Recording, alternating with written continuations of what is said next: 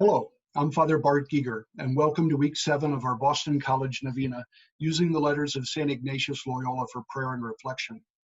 Our theme this week is tranquility and peace in the Lord's service, and St. Ignatius's advice for how we can acquire that and to hold on to it. We're going to be looking at a very short letter that Ignatius wrote to a young Jesuit scholastic, which is Jesuit term for seminarian, in the new Jesuit community in Ferrara, Italy. And even though this letter is short, don't be fooled. In this little letter, we have two classic pieces, time-honored pieces of spiritual advice, spiritual wisdom that actually go all the way back to the beginning, to the ancient church. Okay, and they have remained prominent in the Middle Ages, up to and including the time of Ignatius. Although I dare say both these two bits of spiritual wisdom have been largely forgotten today in the 21st century among Christians.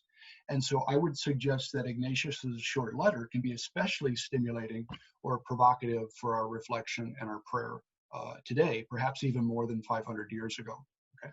So the first piece of advice that he's going to talk about in here is this. The great temptation in the spiritual life is to place the requirements for our fulfillment and our happiness in something outside of us, okay? Well, I cannot be at peace. I cannot be tranquil or fulfilled unless I'm married, or unless I'm married to this particular person, or unless I'm a priest, or I cannot be happy and fulfilled unless I have children. I'm doomed to be restless unless I have this particular job, or live in this particular place, or do this particular thing, right? We tend to fall into that trap quite frequently, right? And the spiritual masters, St. Paul even alludes to this in several of his letters, all right? They say that, happiness, or perhaps more accurately, tranquility, a sense of peace, is a choice that we make. Because if we say, well, I cannot be fulfilled or at peace unless I have this particular person, then what you are doing is you are placing the requirements for your fulfillment in something which is essentially outside of your control.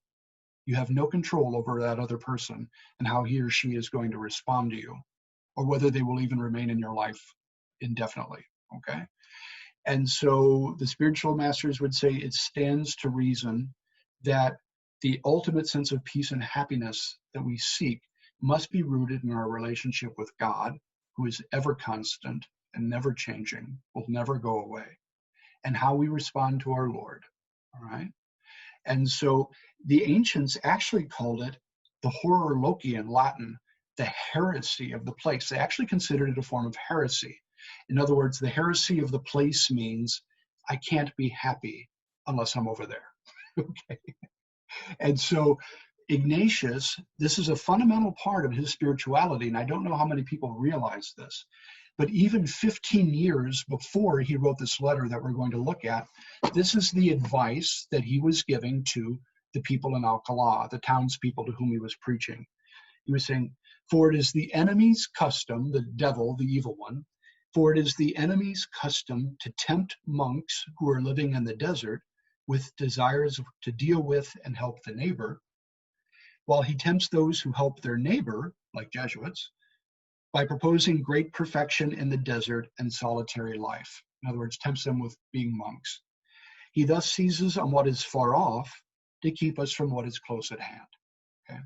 So as I like to tell my students, in any lifelong commitment, there will inevitably be times of dryness and challenge. And during those times of dryness and challenge, we're tempted to daydream about what would have been if we had done something else. So when a marriage, the romance kind of wears off for a while and things become dry, it is so tempting for the spouses to start daydreaming about the one in high school or college who got away, or start daydreaming about what would have been if they had joined religious life. And so too priests and religious, we very often in our prayer and spiritual life fall into the trap of daydreaming of what would have been if we had gotten married or joined a different religious order. And I know one Jesuit who said that Jesuits in particular, in times of dryness, are especially tempted by the idea of becoming monks, all right? Because it's the exact opposite of our emphasis on service to the neighbor. We say, oh, it'd be so much easier for us to pray if we were monks, okay? And so The challenge, as always, is to remain centered and to find a deep sense of meaning in what we're doing here and now. And if we possess that sense of meaning, it will give us a sense of tranquility and peace that nothing can take away, even during the dry times. Okay. And so it goes back to that principle and foundation of Ignatius. If we choose a particular vocation or course of action because we believe it's going to serve God's greater glory in light of our gifts, our limitations, and our circumstances, that will give us a sense of peace that nothing can take away, even during the dry times. Even during the dry times, I know that what I do as a priest matters. I know that what I do as a priest matters and makes a difference. Whether I feel like it or not, it makes that difference. And that gives me that sense of stability in my life. And I tell my students, I say, what that does is means that the bad days are never really that bad. And the good days are out of this world. Okay? And so in this letter that Ignatius writes in 1555 to a young Bartholomew Romano, a seminarian, Bartholomew is very disgruntled with his Jesuit community, the house of priests and seminarians that he's living in. And he doesn't like his superior. He thinks that his Jesuit superior is not a very good superior. I don't know the specifics of what his complaints were. Maybe that he's inconsistent, that he's incapable, afraid to make, decisive decisions, whatever it might be. He's also very dissatisfied with all the other priests and seminarians in his community for whatever reason. And so he writes to Father Ignatius in Rome, asking for a transfer to another Jesuit community.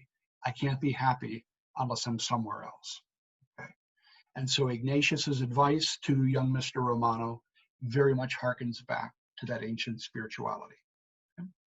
But notice in the second half of the letter, Ignatius gives him a very specific piece of advice, which is very, very helpful. And again, it's very typical of Ignatius's own spirituality.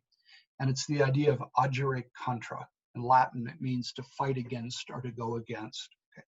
So when we are experiencing a certain temptation in the spiritual life, it can be very helpful to kind of break up that temptation to do the complete opposite of whatever it is the temptation is leading you to do.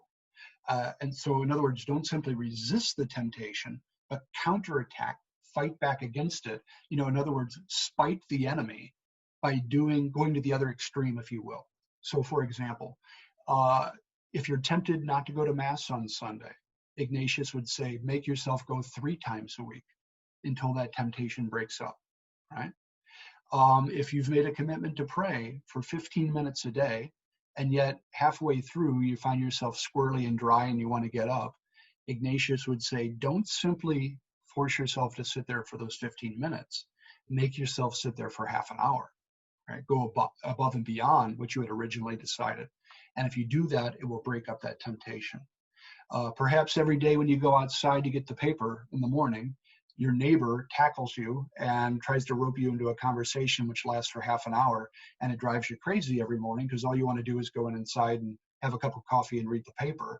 And so you're tempted to snap at him. You're tempted to be angry at him or to be curt with him. Ignatius would say tomorrow morning when you go out to get the paper, when you see him, you go out of your way to go up to the fence and talk to him and engage him in a conversation and keep him there for 45 minutes. Okay. And if you do that, right, that anger that you are feeling toward your neighbor will start to break up. Okay. And you will find it much easier to be patient with him in the future. And so if you remember in the letter that Ignatius wrote to Sister Theresa Rayado, which we looked at a few weeks ago, he offers this very same advice. If Sister Theresa is feeling down on herself and mousy, oh, I'm no good, I'm not a very holy person, I don't think I really love the Lord as much as I should, my desires are too paltry and weak, Ignatius is going to say that kind of mousy, meek language is a temptation from the enemy. That's the worst thing in the spiritual life. That is not true humility. He says when you feel those temptations, the enemy's going to run all over you if you indulge in those. He says what you do is you stand up firm, you stand up straight, and in a bold voice say, no, I am of infinite value in the eyes of God. I am worth more than the entire universe combined in the eyes of God, because he loves me more than I can possibly imagine. He calls me to great holiness. I do have desires to love the Lord. I do have desires to be a saint, to be holy.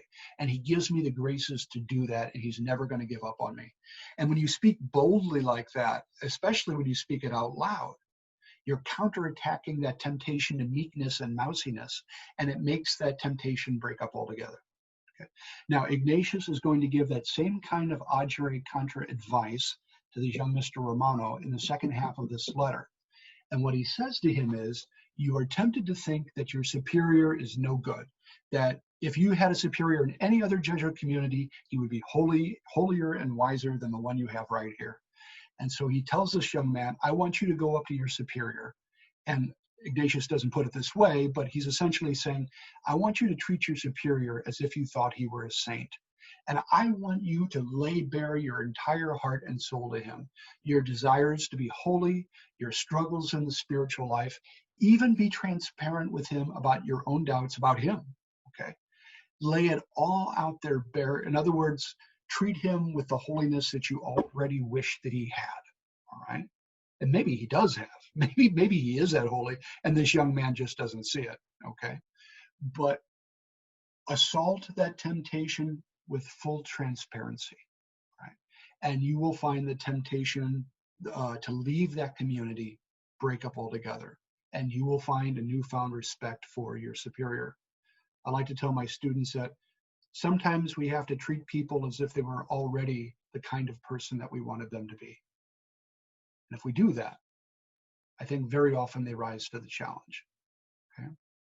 And so God bless you, and I hope you find this letter helpful, and I will see you next week.